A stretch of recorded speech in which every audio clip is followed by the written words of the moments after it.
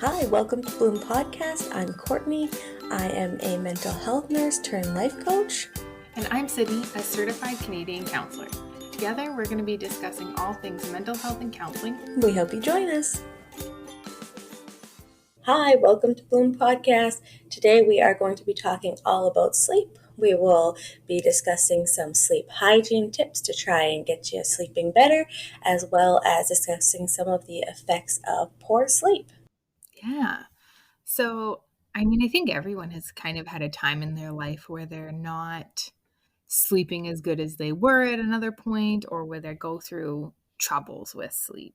Yeah, and I think of shift workers all the time when I think of people who have poor sleep, or new parents in general. Anybody? Yeah, I was going to say, I think there's so many things that impact our sleep, like life change, stress. I truly think everyone has probably had a time in their life where they are struggling with sleep in one way or another.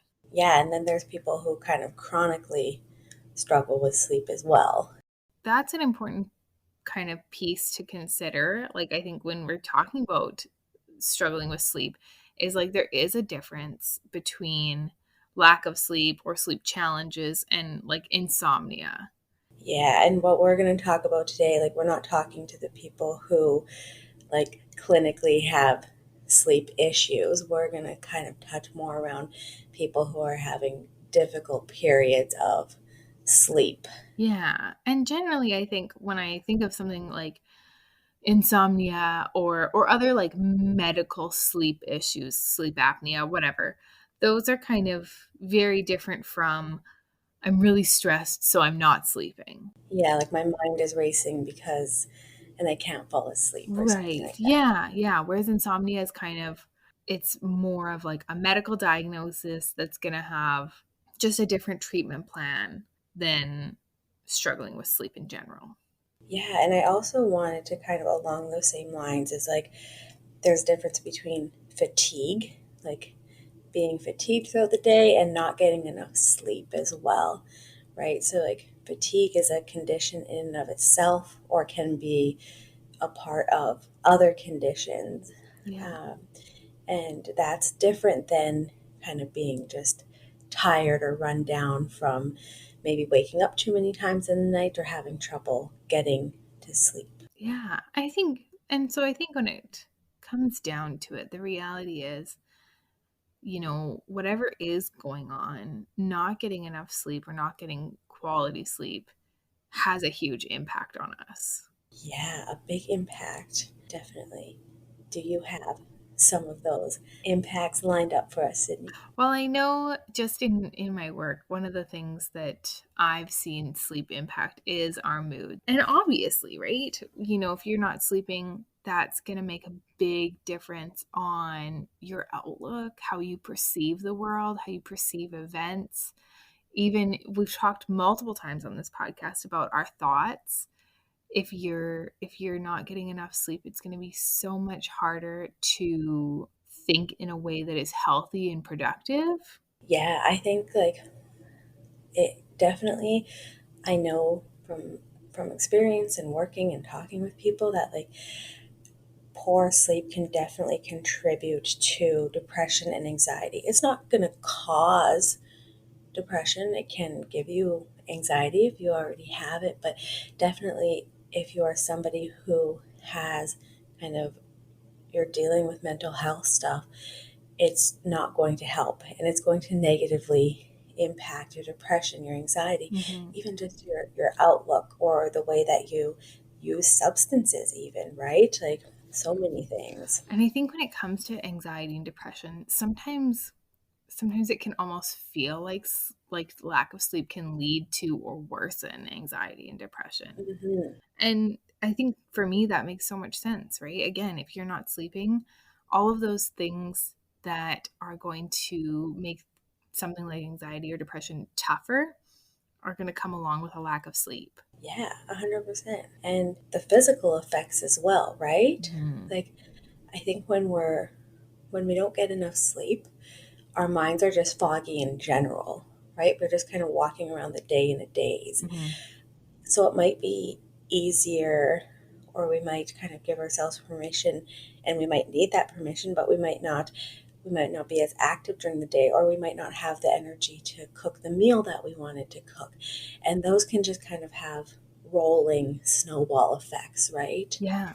When you were saying that, I was just thinking like lack of sleep just feels like such a big snowball effect because if you're not working out and you usually are, or if you're not eating healthy and you usually do, or like if you're not taking care of yourself physically and you're tired, like again, that's going to lead to maybe some more negative thoughts, not feeling as good, and that snowballs again into negative mental health. Like it just feels like all these things that can come out of a lack of sleep can really snowball into a really negative mental health situation. Yeah, and I think like it's something we talk about a lot on this podcast is just how connected the body and the systems are, right? Like Mhm. our physical health and our mental health and our overall well-being, and how when we have deficits in any one of those areas, it's going to reflect or come out in that area and other areas as well. Yeah. Similarly, how good sleep will affect positively your mental and physical health. Totally. Like imagine, you've had these tough nights and all of a sudden you have a really good sleep. You're going to have such a different outlook on your day. You might feel more motivated to, if you haven't been taking care of yourself in some way, you're going to feel more motivated to do that. You're going to like all these things that are challenging when we're dealing with anxiety and depression. A good sleep isn't going to cure those things, but it for sure is going to make it easier to make some changes or to get back on track with things that do help your mental health. And it is all connected. Yeah, because when we're tired, we don't have energy, right? And one night of poor sleep is like you can get through that day, and you Yeah. can rock it, and you can put that past you. But when it becomes a pattern and you're having several nights or several weeks where you aren't getting enough sleep Mhm. for your for your needs, then you're going to start noticing it. Yeah, for sure. And that is that piece of when we're talking about not enough sleep, we are talking about like the more chronic version of that. We're not talking about you went to the late showing of a movie and you're tired, or you need an extra cup of Mhm. coffee to kind of get you through your workday. Like this is chronic, continual, not enough sleep for whatever reason that's impacting all these things that are interconnected. So how do we sleep better? Like, is it just like, is there an easy fix? I think one of the first things that comes to mind for me, you can Google 1,000 ways to sleep better, but one of the first things that comes to mind for me is really reflecting on what's going on. Because I think there are going to be times where all of a sudden we're not sleeping and we don't know why, and that's one challenge in itself. But lots of times, if we kind of take a moment to reflect and think about what's been going on in our life, I think we often can find what could be contributing to this sleep issue. Maybe it's not the entire cause, but I do think if you're taking that time, you can kind of suss out, you know what, I've been really stressed about this project at work, or, I started playing games at night with my friends, and that's been really fun. But I also have been going to bed at 3 a.m. every night, or whatever it is. I think if you take the time, you can start to connect some of those dots. I think definitely yes, and I think for some people, if maybe this has been going on for a while, or maybe you know the reason, but it's out of your control, Mhm. right? So like if you're a shift worker and you're changing from going to bed at 7 a.m. to 11 p.m. Mhm. every couple weeks, that's not necessarily something that you might have that much control over. Yeah. So definitely reflection. Is there something that's different going on in my life, or something that's just going on that I have some control over? Definitely step one. Yeah, and maybe you don't have control. Maybe you are a shift worker. Maybe it is related to anxiety and depression. Maybe it's related to being a parent. Whatever it is, there might not be control that you have. But I think sometimes even just knowing that, like, okay, check, I can't change this right now. for whatever reason, this is just reality. And then in my, when I think of it, then you move on to the next piece, right? Mm-hmm.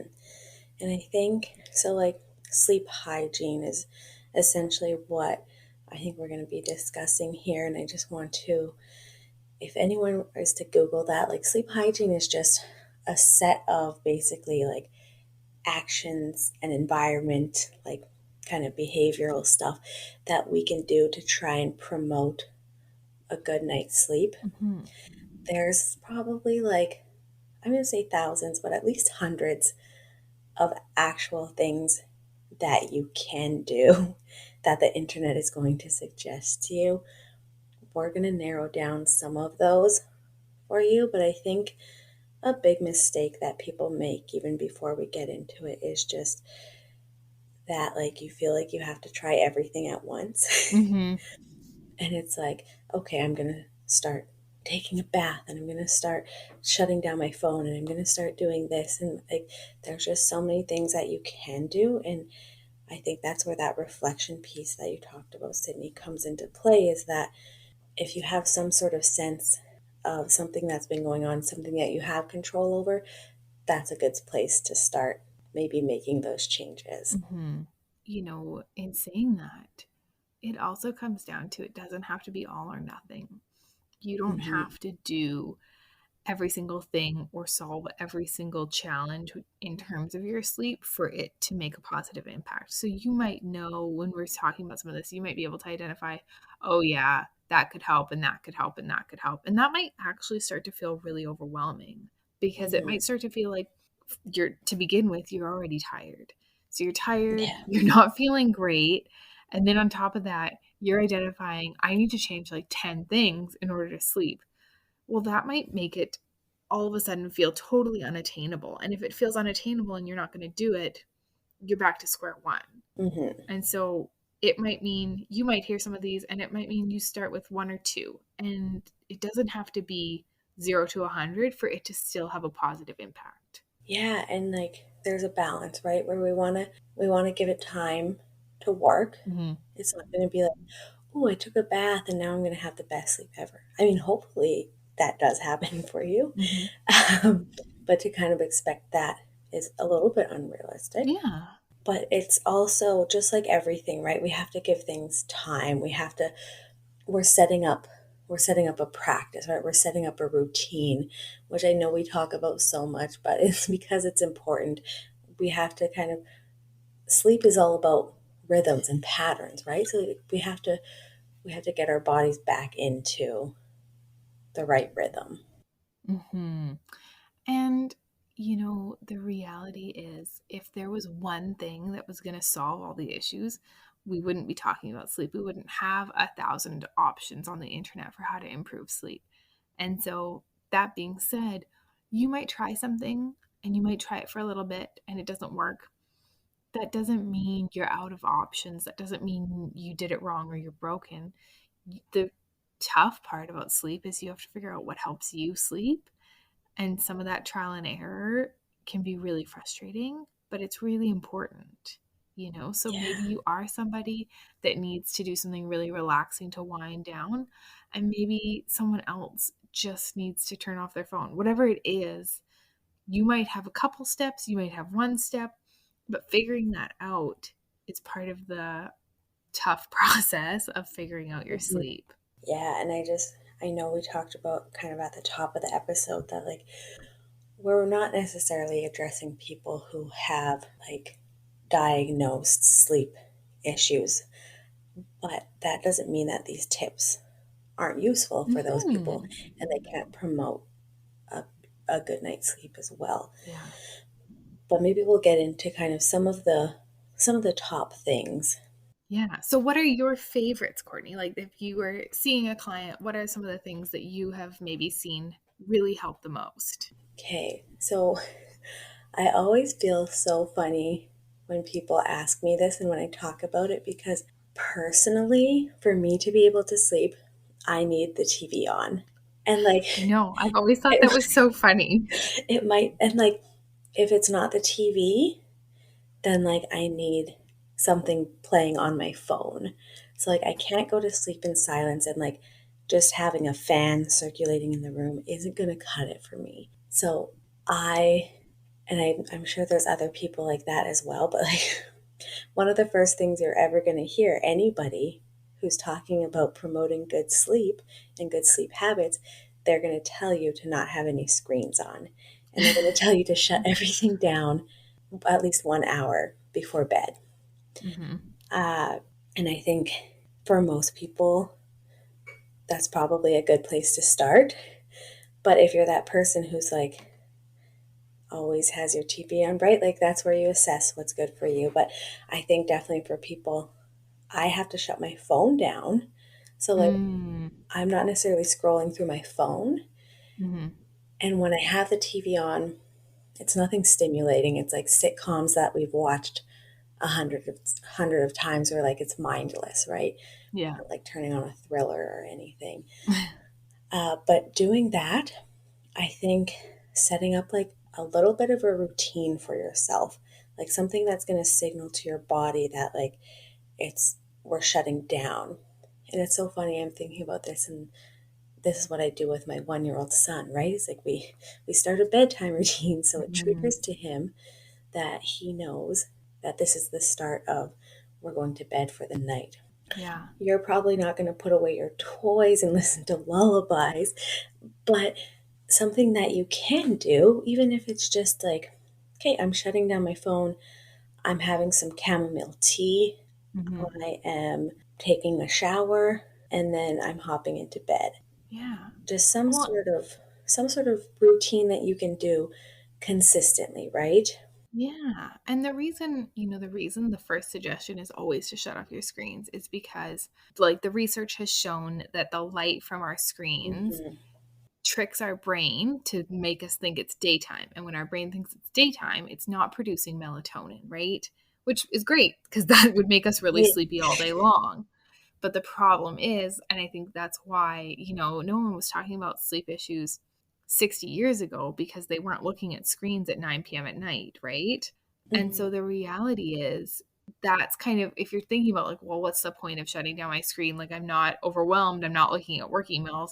It's it's the screen itself that can be the challenge for people because it's Yeah. telling your brain, hey, you need to be awake instead of start producing melatonin because we're going to go to sleep soon. And those routines do the same thing as well, right? When you're doing that routine, that triggers your brain to say, oh, I know when we make this tea every night for the last month, we go to bed after. So I'm Hmm. going to start producing melatonin so I can fall asleep better.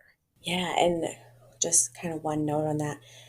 I know Sydney and I have both worked with teenagers in the past, and one of the biggest things they would say is like, "Oh, I put my phone on night mode, so it Yeah. eliminates the the screen or the light coming through the screen." But I would say even in addition to that, it's still stimulating, right? Even Hmm. if you're kind of watching mindless TikToks or reels on Instagram or researching something, if it's not the light, which it probably is, um, there's just this stimulating where it's making it, it's turning the wheels in your brain, right? Like especially if you're on social media, it could be that comparison piece or that overthinking piece, or just kind of creating some sort of thoughts, right? We want to be shutting down. Right. We're trying to give our body the best chance it can have to sleep, right? So maybe 4 times out of 5, it's okay. And you're bored, you're kind of just totally zoned out, and it's maybe less stimulating. But that fifth time, maybe you see something that triggers anxiety, and now you're all ramped up when you're trying to be getting ready for sleep. So it maybe you don't see that immediate impact of like, oh, I put my phone away and I'm not comparing tonight. But you're trying to give yourself the best possible chance at sleep. And so if you are someone who's saying like, I want to sleep, I'm struggling with sleep, this is one of the very first things you can try to see if it can make a positive impact for you. As you're saying that, I'm thinking like the people with anxiety or the people whose minds are always racing, they're thinking like, you want me to do nothing and just put my head down.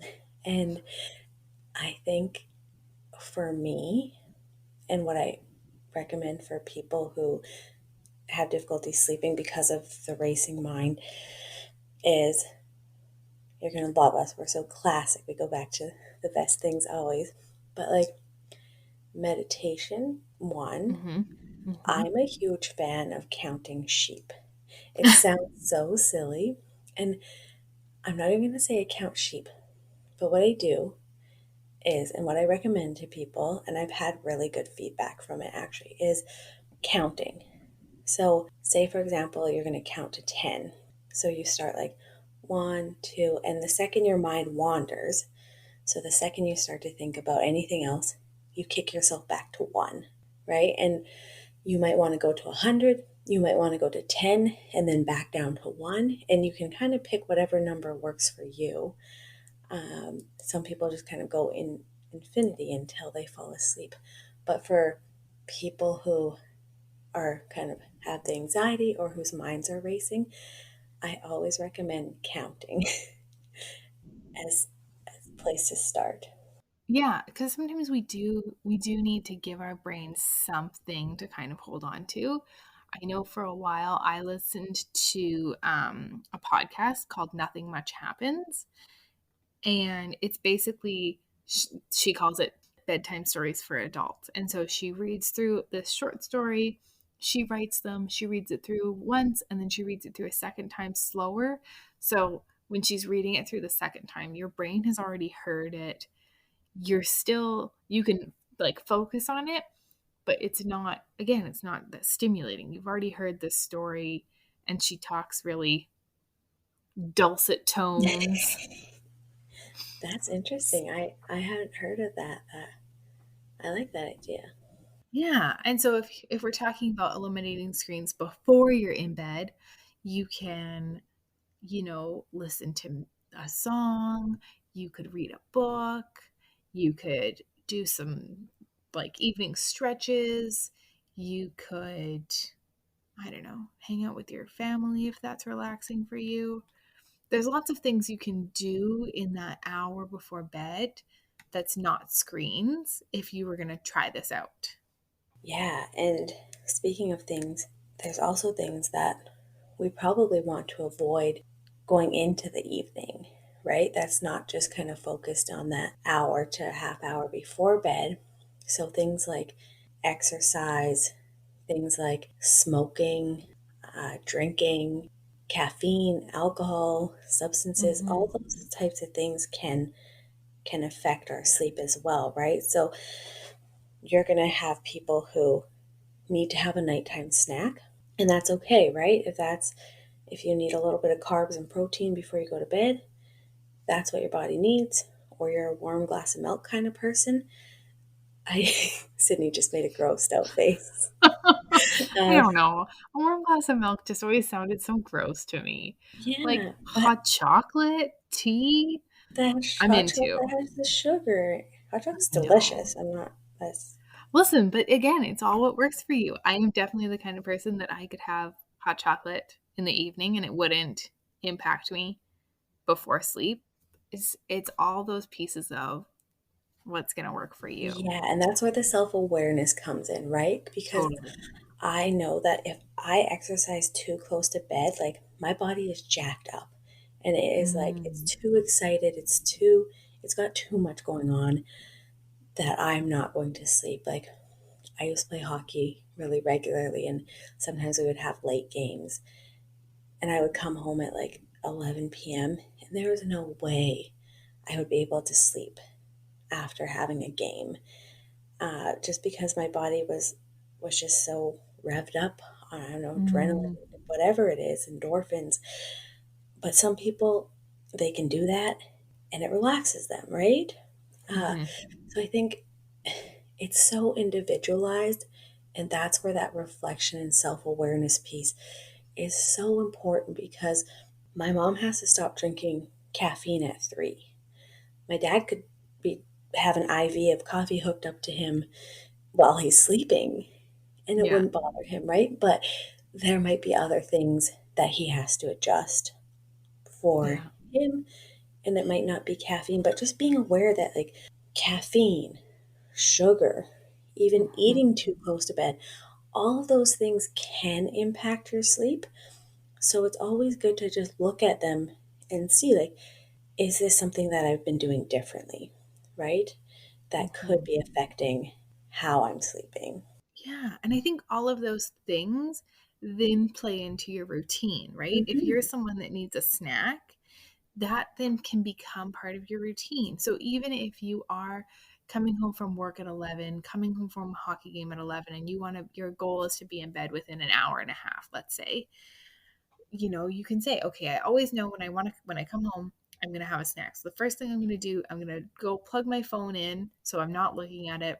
I'm going to start my boring sitcom that I've seen 1,000 times. I'm going to make myself my gross hot milk and my tasty snack. Like, it doesn't have to be, I don't know, it doesn't have to be super painful of a routine. It doesn't have to be like, I'm going to meditate for 40 minutes and then I'm going to listen to a slow song. Like, if that's not your jam, that's totally fine.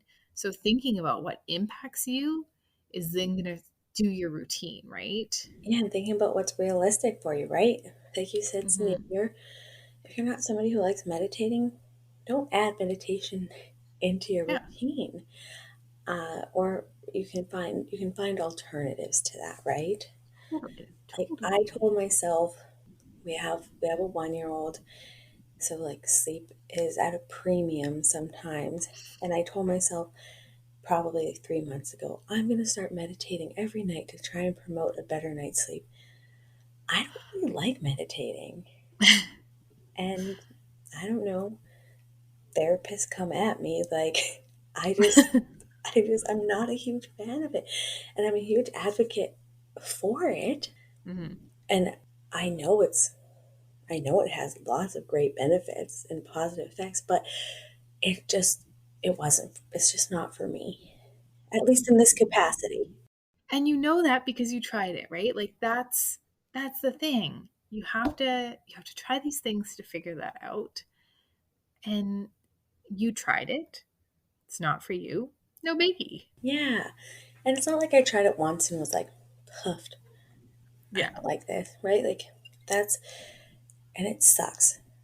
Trying new things and getting into routines, just there's just no way around it. It sucks because it's trial and error, right? And if Mhm. you don't get the right thing right away, it feels like a couple wasted weeks, right? Where you're like, Mhm. oh darn, I gave it. But I have kind of two caveats on that. Is one, I believe that if you put energy, whatever you put energy into, it will return, right? So like even if you don't like meditation, probably if you do it for 2 weeks and you committed, it probably would have a positive effect on you.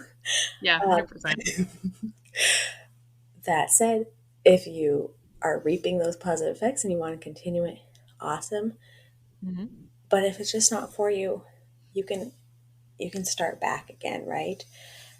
So it's just it can be frustrating, especially because they're already not sleeping.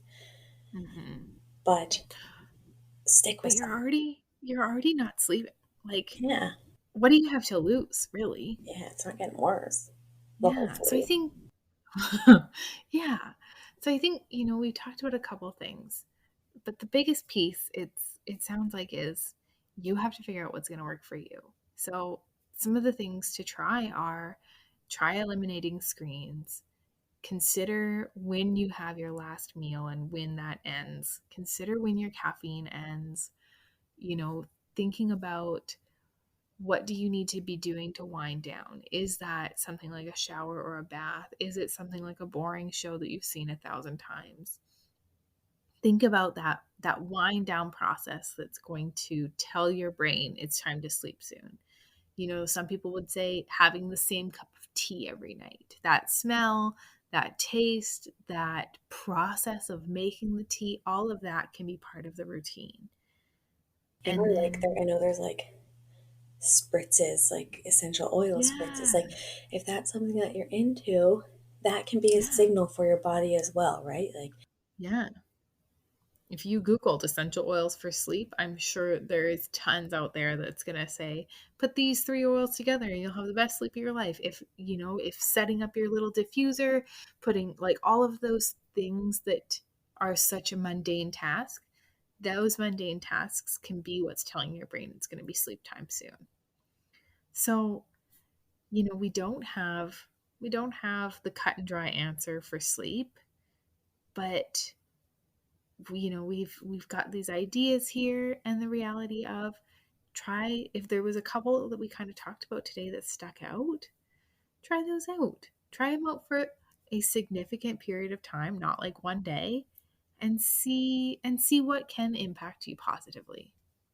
Yeah, 100%. And I think you can Google sleep hygiene for more tips. Yeah. You can also talk to your doctor or primary care practitioner if sleep is something, like if you've tried these and you feel like you've given them a good go. Mhm. Sleep, like we said at the top of the episode, has it's important, and there's a lot of negative impacts that come with not getting sleep. So it is something to address. Then you might need to take another step. Yeah, it's not something to just suck up, for sure. Hmm. Yes. Yeah. And so if some of these if you heard something that stuck out to you, we'll also have these on our social media in a picture form if that's easier for you to kind of look at and remember. So be sure to kind of check those out this week too. Yeah, definitely. Yeah. And otherwise, thanks for joining us and thanks for listening. Thanks, everyone. See you next week. Thanks for listening. You can follow us on our socials, thebloom.podcast on Instagram and Bloom on Facebook. Rate, review, share, and subscribe today. This is not intended to be taken as medical advice. Please seek medical help for any mental health needs. If you are experiencing a crisis, please go to your nearest ER.